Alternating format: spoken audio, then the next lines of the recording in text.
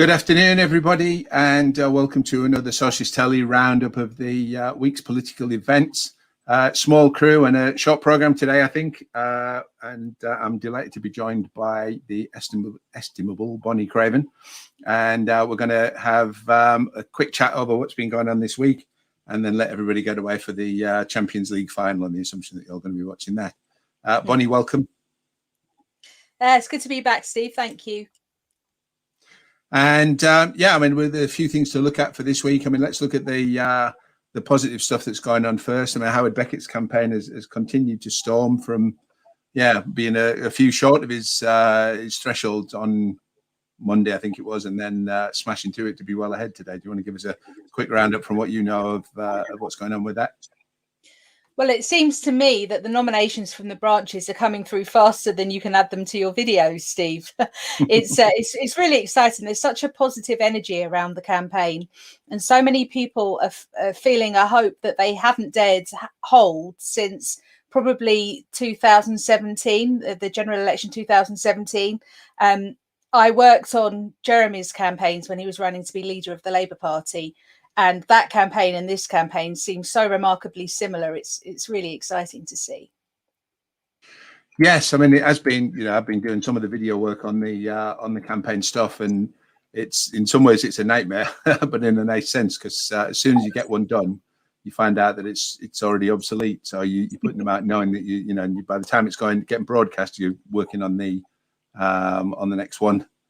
To update people what's going on. So, the Unite community ones have been coming in thick and fast. Seems that community folk really love Howard and what he stands for.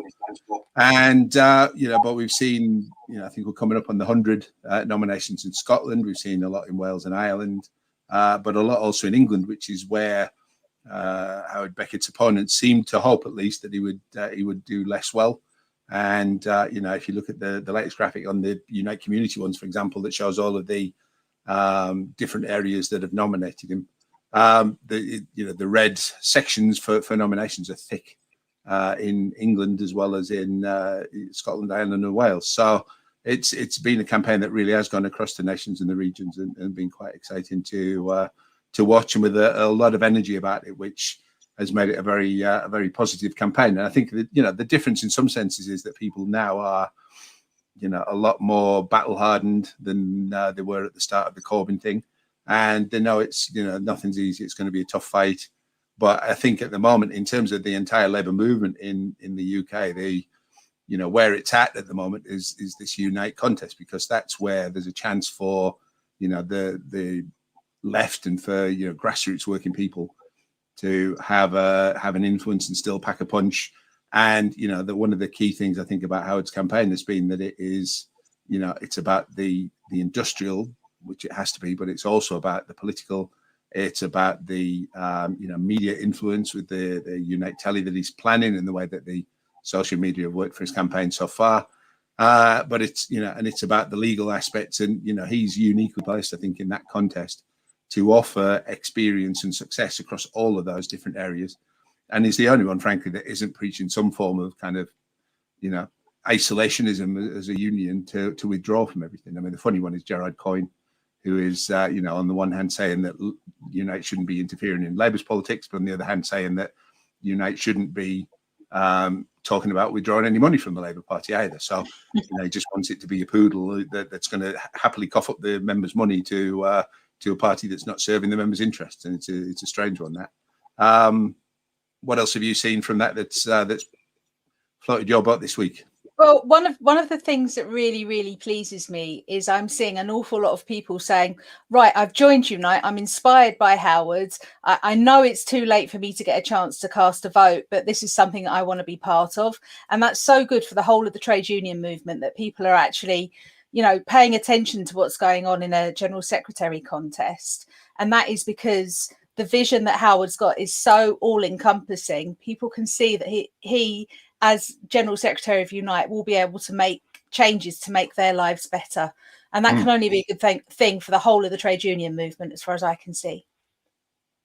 Yes, it's very notable as well, the kind of, the breadth of communities that are getting behind Howard on the campaign. And particularly we've seen the Black Lives Matter folk We've seen people from the Asian community. We've seen, the Celtic nations. We've seen everywhere really all get excited about what he's about and come on board. And it seems to be that his campaign is striking a chord with people because he's unashamedly saying, "I'm going to stand up on all levels and make sure that Unite punches its weight at all of those things, and we're not just going to withdraw into our shells and kind of stick our heads in the sand, excuse the mixed metaphor, and hope we can we can kind of weather a few industrial disputes and everything will be all right, even if we don't worry about what's going on at the wider level with the laws that the government makes to attack the unions, etc."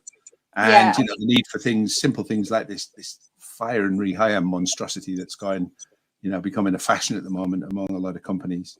That is, you can fight individual battles with those and try and win them, but unless you make the whole thing, pressure government into making the whole thing illegal, then you're always going to be having to. It's like whack-a-mole. As soon as you hit one, you're going to be faced with another one, and spending all the resources running around in circles instead of trying to deal with the thing.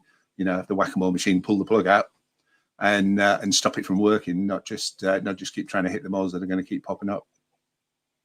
And that's obviously why it's important that a trade union leader has experience in the industrial, the political and the legal, because all of those three factors are going to pay into the societal change that Howard has recognised we need to see. I mean, I'm thinking specifically of the fragmentation, privatisation of the NHS. Howard understands how that's going to impact the people working in it and the people dependent on it too. So altogether, we need it to be properly looked after. And I rather get the sense that Howard is going to deliver these things for us. So it's a really hopeful and exciting time for us. Yes, I mean it is. That we were having this chat before the show. It is a breath of fresh air to be involved in something, as a left winger that is positive at the moment, because the new regime within the Labour Party is doing its best to pull the whole thing down and bury it, not just the left of the movement, but the actual party itself with the way they're going on at the minute. And, we're seeing that reflected in a burgeoning number of no confidence votes going on. I think there's been at least 10 this week that I've heard of in Keir Starmer, and probably as many again that various regional offices are trying to prevent from happening by threatening the officers and the members of the CLPs. And in particular, we saw Nottingham East, which was going to meet today, I think it was, being told by their regional director that they're not allowed to meet without his permission. And this is employees of the members essentially who are getting a bit above themselves in terms of thinking that they're in a position to dictate what members are going to do, and then getting backed by the party machine to enforce that, where really it's an anti-democratic measure. And a lot of that I think has been to do with the fact that it's coming up to the deadline for putting forward delegates to go to the conference. And I think there's no question that the Labour right is planning an assault on the rule book of the party at the next conference. And they're trying everything that they can, left wing, those plans aren't going to get to go to conferences, delegates representing the members, even if the members want that. They'll by hook or by crook, and in a lot of cases by crook. They'll find a way to try and stop members from getting to there. And it's clear, obviously. I mean, harking back to the union issue and the Unite issue, one of the big reasons they want to take Unite and have that run by some tame right winger is not to trouble the party at conferences and make sure that they just rubber stamp the party regime line through, and don't then the members essentially become completely disenfranchised while maintaining some kind of a sick semblance of a democratic process that really isn't anything more than a rotting shell waiting to fall apart completely. I mean, what do you reckon is behind this move? What are they planning to do at the conference that's going to that they want to make sure that nobody gets in the way of them doing? Yeah, we're gonna, if we're not very careful, we'll head back to the shop front days of conference that we saw under Blair. And the very idea that anyone who's wanting to head up the biggest single donor to the Labour Party, any of those candidates don't want to cut funding to such an anti-democratic regime, It just beggars belief, quite honestly. It's supposedly a democratic party full of socialists, the Labour Party. And it seems that those at the top of it are doing every single thing they possibly can to draw a line under that history and make people forget what the Labour Party is there to do and who it's there to support and serve. And another of the things that I'm really excited about under Howard's campaign is the political school that we're going to see, where Unite members can receive an education on working class and trade union history. And it's so vital that we understand where we've come from, so that we don't forget where we're trying to get to. You can't have a vision for the future without understanding your past. And I think it's so important. And I think tying that in as well with the idea of free membership for the children of members and for the grandchildren of long-serving members is fantastic, because the next generation then will understand, like probably my generation hasn't fully understood, the urgency and important nature of belonging to a trade union. Is, you know, in my parents' generation, everyone knew you take a job, you join a union, and that kind of disappeared for the people who started work under Thatcher. Didn't return under Blair. Yeah. We've seen piece of legislation after piece of legislation attacking our rights and ways of organising as trade unionists, and nothing's happened to reverse that. And that needs to happen, and that needs to happen by younger people being empowered by understanding our history. And Howard's going to make sure that we get that. So that's great. Yes, I mean, there's no doubt there was a concerted political campaign, and quite intentional, to not only kind of hamper the unions and limit what they could do, but make them, you know, try and portray them as irrelevant and outdated. And, you know, even now, I mean, I've heard a Tory MP on the telly, on the, what do they call it, Politics Live on the BBC this week. And he was, you know, they said to him, well, what about, you know, all these unaccountable donors that the Tory party gets? Oh, well, of course, you know, we have our donors, but the, you know, the Labour movement is run by the trade unions. And you know, they say that like it's a bad thing, and actually the trade unions are the most democratic part of the Labour movement, certainly now. And you know, in terms of clean money in politics, you don't get any cleaner than that, really, because you know, the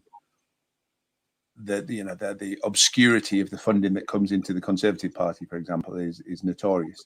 And, you know, but of course they don't get held to account by it, over it by the media, because they're you know, by and large, the media now are run by people who are either about to become Tory advisors or have been Tory advisors in the past, and get put in there because, you know, are big Tory donors, in the case of the BBC. And you know, we're what's that word, PASOKification, if you know, if people know what that is. But, you know, this rendering of the whole movement into a sham, and the whole media landscape into a sham, to you know, to prevent people from being aware of what's going on.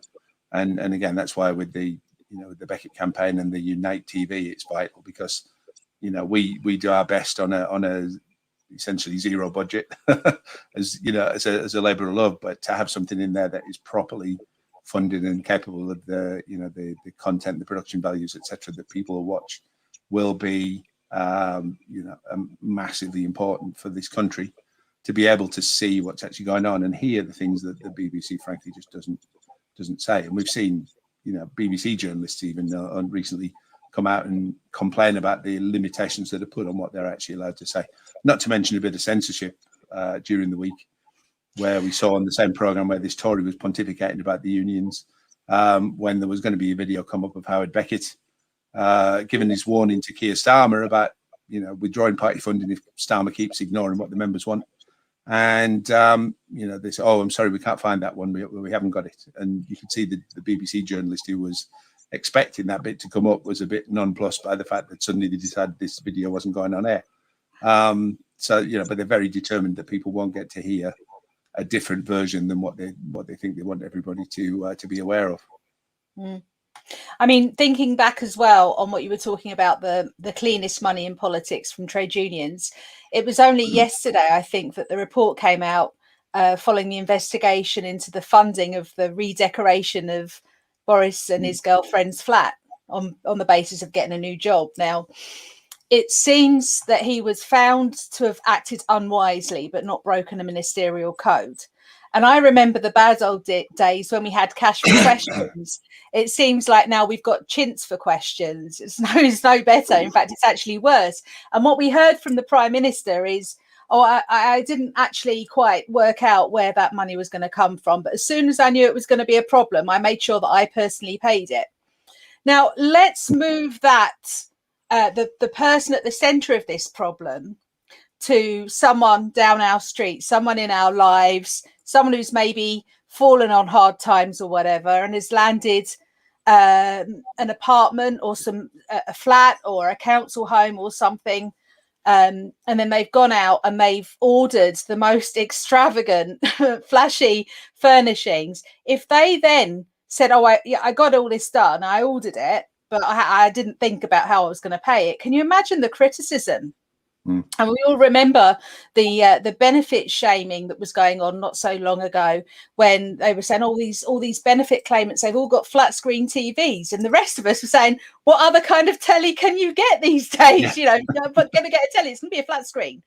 Now, just the idea that someone's had their home redecorated and redesigned by a very expensive interior designer without thinking where the money's come from. It just shows you the sense of privilege that Boris Johnson has clearly had and enjoyed his entire life. He can get this, that, and the other done without a single thought to how it's going to be paid for. That is not lived experience of me or you. If we want something, we budget for it, we find a way to pay for it. It's like the old thing about them asking politicians about how much does a loaf of bread cost or a pint of milk, and them having no clue because they're that detached from the ordinary lives of the rest of us, And, I think on his salary, he could afford to get a couple of tubs of Magnolia and do the place up himself, like the rest of us do. Well, that's it. And it's to my mind, it's a form of, they miss out because to just have muggins do it rather than ever have the pleasure of getting your hands dirty and doing it yourself is not the way to be connected to proper life, really. But it shows how essential it is that we have actual, normal, ordinary, working class people be in Parliament. And sadly, at the moment, we're seeing the Labour Party doing its best to kind of pull up the drawbridge and make sure that there are, that they don't let any more in with the way that they're, unless you've been this kind of, PPE student in university who's had a mind and a political career all your life and never said boo to a goose, because you don't want to put anything on the record that might stop you from getting that, then you're not going to get in. And that's, the Labour Party ridiculously is pushing this, this kind of surge on the idea that we've got to be, good representatives, but you're not a representative of the movement if for example, every time you're pictured with a pint, you've never drunk the bloody thing, and that's they try to go through the, the appearances and the sham of it. And yet the reality is just missing. And we've seen, I think they've been spoofed this week, but, reports that Keir Starmer was talking about doing a video with a talking puppet or something. And, it's just, what the hell? The problem is those things are probably satire, but it's hard to tell because reality is so near to the, that they're almost indistinguishable, Yeah, I tweeted a picture this morning of Keir Starmer with his face painted with the Union Jack, and it wasn't real. Saying he was on his way to Batley and Spen, where the by-election's going to be.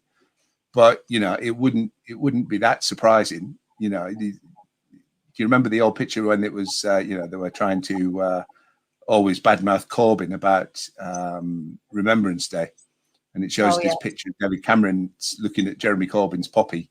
And Cameron's got like 10 different poppies all photoshopped onto his suit to make sure, this point being that he couldn't stand being outdone by a Labour leader. But you wouldn't be surprised to see Keir Starmer turn up in in Hartlepool previously and Batley and Spen now with 25 different kind of Union Jack badges on his lapel or something, because they think that's how to appeal to the working class. And it showed they wouldn't know the working class if they came up and bit them on the behind. And in Hartlepool they did. I can't help but think that if Keir Starmer wants a decent result in Batley and Spen, he'd be best off keeping his distance, because he made a number of visits to Hartlepool and it really it worked against him. So he's probably better off finding a fridge to hide in or something, perhaps. Well, I mean, it is unfortunate if you in the job of a political leader and you're one of these people that the more that people see of you, the less popular you and your party become. But it does seem to be the way with Keir Starmer, that the best thing he could do is do a Boris Johnson and hide for the duration of the campaign and refuse to answer any questions. And that would probably improve their chances in of some kind of result there. And I think the odds now are on the Tory victory there are tragically big. This move of putting in, they've broken or waived all of the rules in the party about how long a candidate is supposed to be a member before they can stand, in order to have Jo Cox's sister stand. And rest in peace, Jo Cox, and huge condolences to the family. But it's cowardice, cynical cowardice by the Labour leadership to think that we're going to get tanked in Batley and Spen. That's going to be the end of us, and we're just looking for something that's going to work. And so they've picked and more or less railroaded through, by the looks of it, Jo Cox's sister to stand, even though she wasn't even a member of the party more than about a month ago. And do they think that people don't see through that? Do they think that voters in Batley and Spen are that thick that they're not going to recognise that's a desperation move and treat it with the contempt they'll probably feel it deserves? Maybe not. Maybe they're that unaware. Maybe the people won't care. Who knows? But it just looks very weak. And then as soon as that happens, and we won't go into too much detail about why, but there's now calls already for the candidate that they more or less dropped in to stand down, and because of her social media activity. So it's just a dog's breakfast. And the idea, like the Tory competence and Keir Starmer's forensic thing is just bollocks that only stands up because the media keep it propped up. In my view, that selection is worse than cynical. It's in really, really bad taste. It's manipulating emotions and feelings following the absolutely awful thing that happened to Jo Cox, the unforgettable, unforgivable thing. And it's also hugely disrespectful to we were once 500,000 strong party. To suggest that we couldn't find an experienced member that would be good to run for that seat without changing the rules in a contest, it's just beyond a joke. I mean, I know the party membership has fallen, but there must still be some good qualified candidates to run for that position, rather than somebody who is going to be forced to run on a sympathy card. If it was if I was Jo Cox's sister, I would be really upset that I'd been manipulated in that way. Yes. Well, I mean, at the moment, the party's trying to claim 489,000 members, which, frankly, I don't believe. I'm sure that they're probably counting. I think the usual practice is if somebody's direct debit gets cancelled, they drop off the membership after 6 months. So they be clinging onto them, but they probably extended that for, they shortened the time for Jo Cox's sister and extended the time that they're keeping, defunct members on their books in order not to reveal what's really going on. But we're seeing this attack on the democracy in the local member level. We're seeing the no confidence motions coming through now, pretty thick and fast, and it's probably only a matter of time before David Evans and Keir Starmer start suspending people again. They've effectively done that with Nottingham East now, to make sure that they can, people can't have their say about the leadership, which again is just the most cowardly conduct, really, and a sign of weakness. That when you get weak people lashing out, all they do is really expose how weak they are. And I think that's what that's what we've been seeing with the Labour Party just at the minute. Let's talk about something very upsetting, isn't it? A time that we've never needed them more, they've completely fallen apart on us. Yes. We've had, I saw a report yesterday that said that actually they think that the death toll from COVID is considerably higher than 150,000. Yes. We've got a government, and let's not forget the government advisor at the time that a lot of these terrible decisions on COVID were made, in Dominic Cummings, coming out and saying that Hancock and Johnson have failed people 30 or 40 times, and it's beyond his understanding why neither of them have been sacked. And that, you know, that's someone who was in the heart of that operation. And I know there may be some sour grapes or what have you there, but he's only saying things that you and I, Steve, have been saying for a long time. There should have been decisions made to close borders, to lock down in March 2020, to keep the lockdown for a few weeks longer, and to do all of these things differently. And the outright lie that was told by Matt Hancock, as has been called out by Dominic Cummings, at least, that he was throwing a protective shield around our care homes. Well, that was nonsense at the time. I mean, sorry, Dominic Cummings. I mean, you know, my question to him is, what the hell were you doing supporting these people all that time then, and only coming out with this now? But it was, you know, it was very obvious on Squawk Box and elsewhere that, you know, the idea of this protective ring was absolutely sick. What they really did was turn the protective ring facing in toward the care homes, so they were herding people into care homes so that they could boast about keeping beds empty in the NHS and sending people back. You know, it wasn't even that. And I mean, the media went halfway towards doing its job this week, where they put Hancock on the spot a bit and he squirmed like a worm in a hook over that issue and asking him outright whether people had been sent knowing they were infected. It's not like some, you know, kind of obscure thing that he's been caught out in.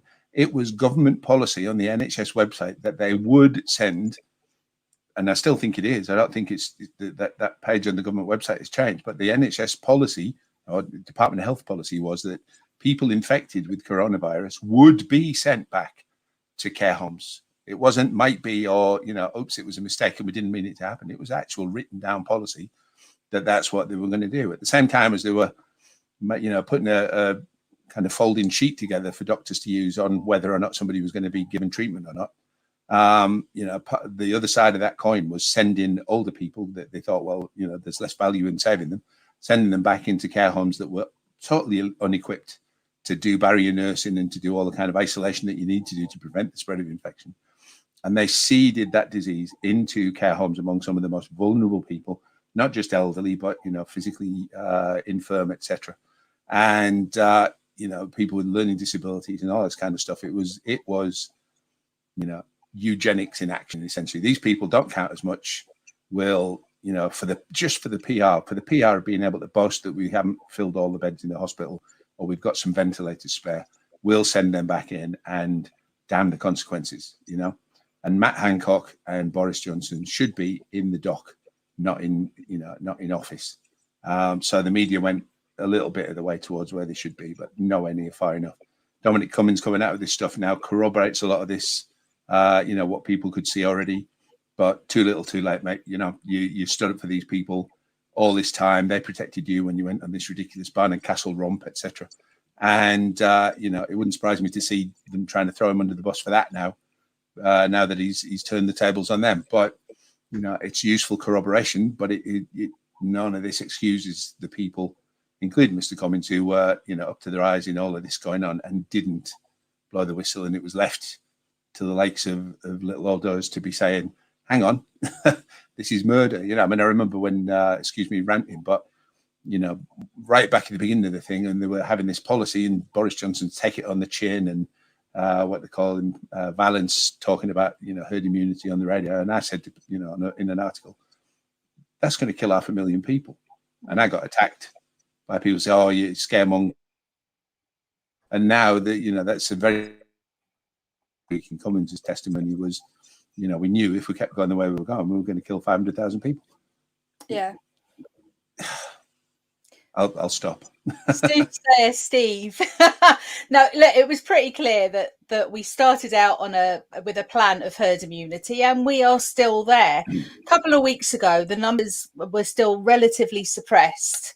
So the government decided to send young people to some kind of rave. Bearing in mind, these youngsters have been removed from all of their social circles, desperate to get out and live like teenagers ordinarily would and would hope to. And they were all sent to this, they were all allowed to go to this rave, club night, whatever, with no face masks, no restrictions on shouting, no restrictions on hugging each other, as some sort of mass experiment on our young people. Mm. And I don't know if the two things are connected, but lo and behold, not a million miles away from where that event happened, we've seen huge outbreaks in the Greater Manchester area. I think that the celebrations were in Liverpool. The nightclub thing was in Liverpool. So people right across Greater Manchester, which is not, you know, miles away, and it would be perfectly, I would think, completely understandable if people travelled from Greater Manchester to Liverpool to go to such an event. And now we've got huge outbreaks happening again. We saw it with the horse races a year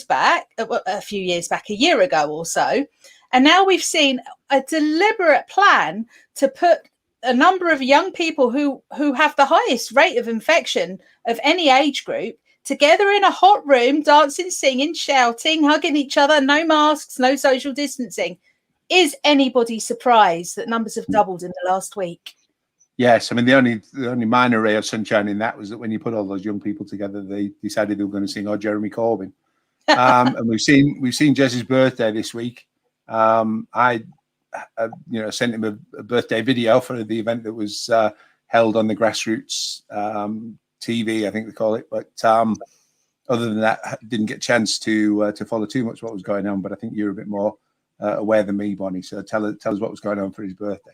Yeah, I sent a video in as well.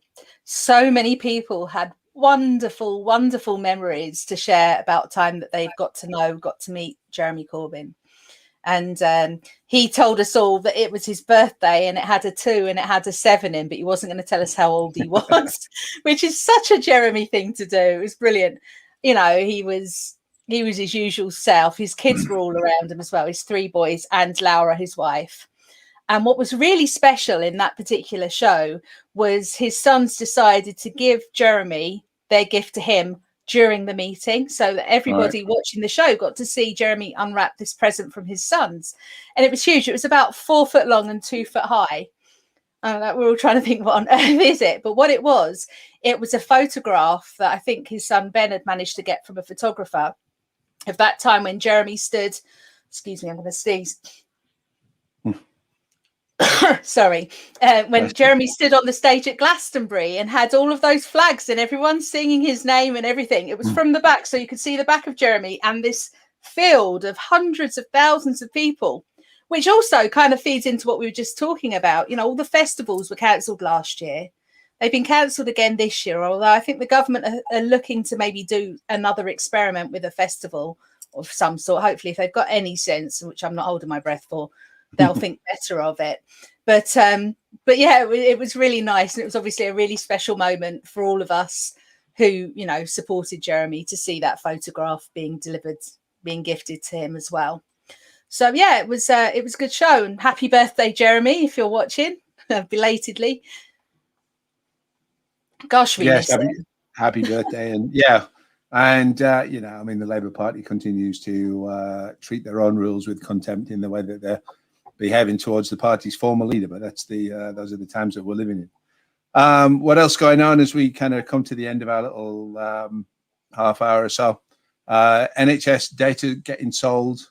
The deadline, I think, is approaching very quickly for people to opt out if they don't want their data to be bundled off and potentially sold to a bunch of commercial companies to do whatever they want with. How sensitive that data is going to be seems to be debated at the minute. But the fact is that the way that the government is, you know, they're saying that everybody has the option to opt out. But if you miss the first day of opting out and your data gets shared, any data that's been shared will remain shared even after you opt out in the future. So if you don't want your data to get passed on, look it up and look for NHS data opt-out on the Department of Health site and make sure you get your details in there.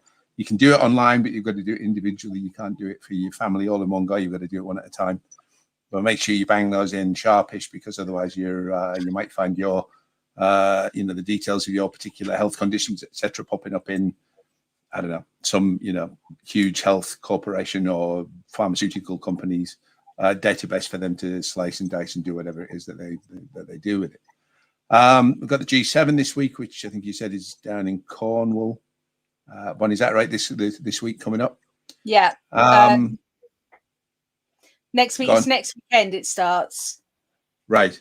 They're all booked into a really nice, flashy hotel right on the beautiful coast of Cornwall. Right. But Yeah. people traveling from all over the world to a conference in Cornwall. If I lived in Cornwall, I don't think I'd be that impressed. But Well, not at the current time, and but they don't like to slum it, do they? So they'll be living in luxury. So I suppose the the silver lining is that they're probably unlikely to be mixing very much with the rest of us. And to be honest, they're welcome to it. All these very mighty people. Paul Smithy is saying happy birthday, Jeremy. There's a bit of a debate going on in the comments earlier on about somebody saying, how many people would watch Unite TV. You know what? I think a lot of people would watch Unite TV because they'll be starved. People know when they're being not told stuff, and they'll pretty soon know that they're not being told stuff when there's a Unite TV guide. So, Scott's comment on here was perfect. There should not be a price on education. Unite TV is a need for all. The billionaires who own TV stations and newspapers don't own them to make a lot of money. They own them to protect what they've got and to keep the rest of us in the dark about what that is and what they're doing with it. So, if they're prepared to, people who love money that much are prepared to take a loss on something in order to, protect themselves in the bigger picture, then working class people need access to that kind of, availability to get information out there that isn't at the mercy of the other big corporations that own the social media channels, for example. What else? I think that's we've probably covered most of the things on there. We'll go back to the Beckett campaign just to finish off, and that campaign, I think it's 235 or thereabouts nominations now. The target was 172. He seems there'll probably be more up in the time that we've been broadcasting. Steve. Well, that's it. Yeah, you can't keep up, but wouldn't surprise me to see him end on 300 plus by the end of the campaign, which still has another week and a bit to run. I will just mention, if you are a Unite member and you're in a branch and your branch has not held a nomination meeting yet, you need to chase hard on your branch secretary or your local Unite office, because the deadline for calling the meeting is Monday. And then it has to happen within the next week after that to be done by the 6th of June. So, there are, regardless who you're going to vote for, Unite members should be exercising their voice and, their democratic rights. So, this isn't purely a partisan thing. Whoever you want to back in that, get your meeting organized and make sure that your branch secretary or your regional structure gets together. And, like my branch, for example, we met this week. We don't have, regular meetings because it's a sector branch rather than the workplace branch. And, it took a little bit of doing to get that meeting pushed through. And in the end, it did back Howard Beckett, but we didn't know that before it started. But, the fact was we managed to get that done and get a meeting held. So that's it. I'm going to just show one quick video that just gives a kind of flavor of the Beckett campaign, which is this one for Unite Community. Now, if people are watching and don't know what it is, Unite Community is a section of the union which is open to unwaged people. So you don't have to be in a unionized workplace. You don't have to be in a job at all. You can be an unpaid carer. You can be disabled, whatever else it is. And you can join in the life of the union, have your say, have your influence, play a part in industrial action, which is crucial. And actually, it's one of the kind of politically and most vibrant sections in the union. And those guys decided that they were going to back Howard Beckett in a big way in the last couple of weeks.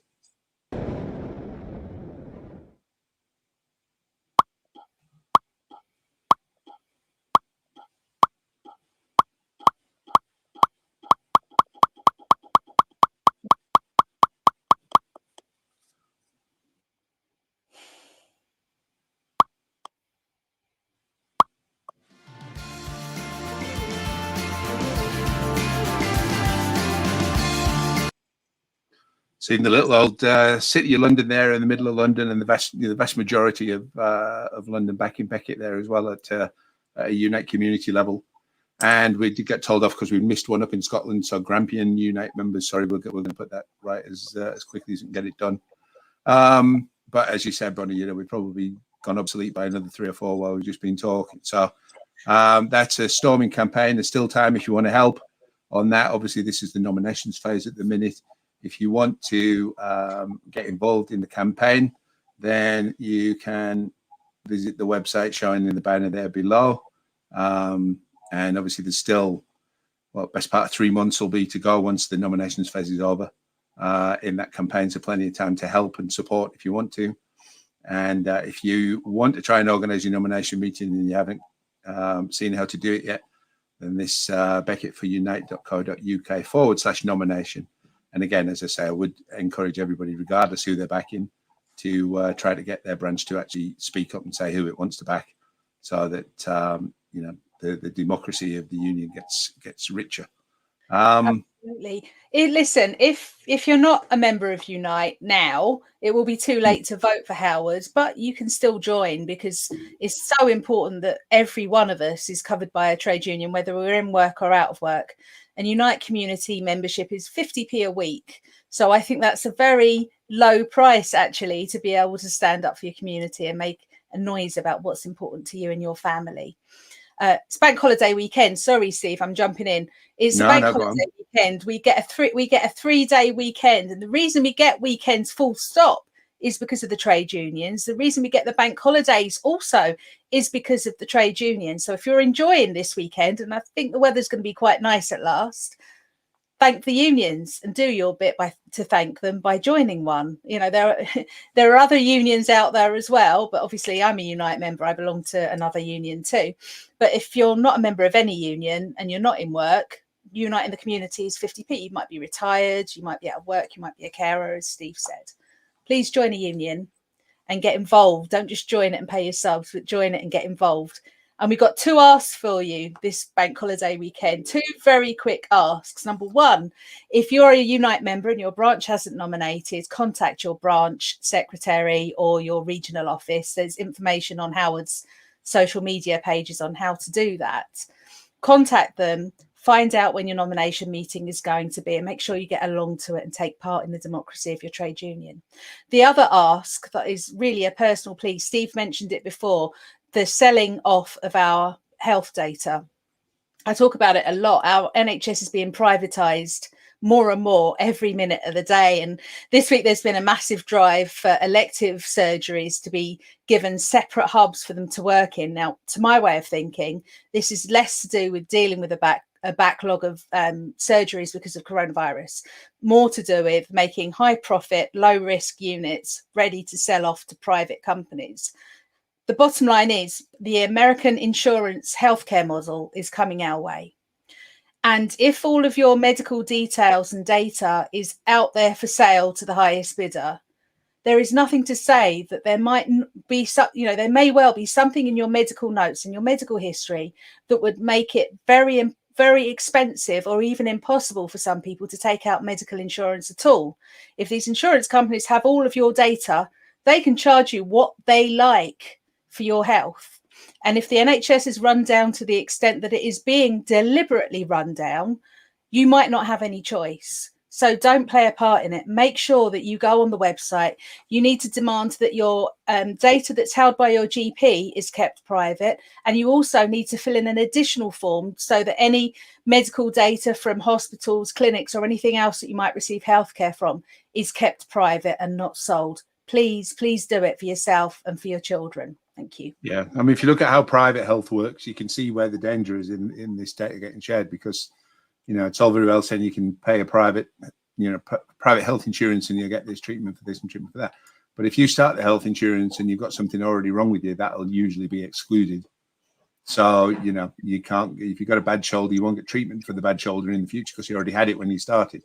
So if they start, kind of rationing healthcare, and there are incentives built into the system to reward private health providers for withholding care from people, so they make more money if they don't treat you, then they've got easy excuses to look for in the fact that your health conditions are known, your genetic makeup is known, whatever else it is, and excluding stuff so they make more money. You don't get the treatment that you would get through a properly nationalised public NHS health service. So I'll just say there at the bottom of the screen, scrolling across, if you're in Unite and you want to find out which branch you're in, if you're not aware for whatever reason, then that's the website to look at, and you can log in there, and that will give you the details. And if you can't find branch secretary details, because a lot of them don't show it, then you can contact, it'll show you the nearest Unite office for you to contact, so you can chivvy them along and get that done. But you do need to act quick. 2 more days, and it's that ship's going to have sailed. Bonnie, thank you ever so much for joining us. If you've watched us, then appreciate that as well. I'm just having a quick last look at the comments and see what we can put in. So there's a few bits here from Mary Whitby. So she's saying there's a Cheshire and Merseyside campaign to oppose these, what did they call them, integrated care systems, the Americanization of the NHS. And she added on there's a website or an email address that you can contact if you want to get in touch on that to build a mass movement. Again, political opposition is worth saying. The Labour Party front bench in the health brief seems to be generally on board with this whole idea of the way that the health service is being pushed, and certainly not making any notable opposition out of it. So it is going to be people who are going to prevent this from happening. Not parliamentarians in this instance, because the sad sack of parliamentarians that we've got there at the moment, supposedly opposing, are actually kind of ushering all this stuff across. Already rationing care and charging, that's absolutely true.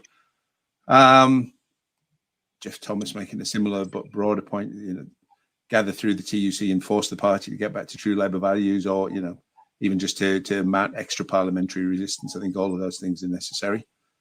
Exactly why we need Beckett leading Unite, by the way, because he's the only person that I'm quite active in the trade union world, but he is asking which websites you can do that on, and I'm assuming she means the Unite thing. So that's scrolling along the bottom there, Izzy. If you're looking, if you want to find the NHS stuff, I don't think we've put a website up there so far, but we have got an email address here from Mary Take Back the NHS. And I think that's for the Merseyside one. But if you drop them a line, I'm sure they'll put you in touch with people in your locality to be able to get involved and take some steps to try and prevent the breaking up of the health service. I think we've kind of reached the end of the natural end of the program. But Bonnie, thank you very much for being on. If you've watched us through this, thank you very much. If you're watching us on catch up, thank you for that. Do remember to hit the notification bell and all the rest of it on your preferred social media platform to make sure you don't miss out. And see what else we're doing. Do follow Socialist Telly through the week and give us your support, and it will help us to reach people to make sure. Last couple of comments coming in is Mary saying Howard understands what's being done to the NHS. CWU rep, 30 years. Beckett does it for me. He'll speak up. Great show. Thank you, Rory. And Izzy saying thank you. So we must have answered the right question there. So great stuff. I think we'll call it to an end, and enjoy the rest of your long weekend, folks. And we'll see you again throughout the week. Take care, everybody.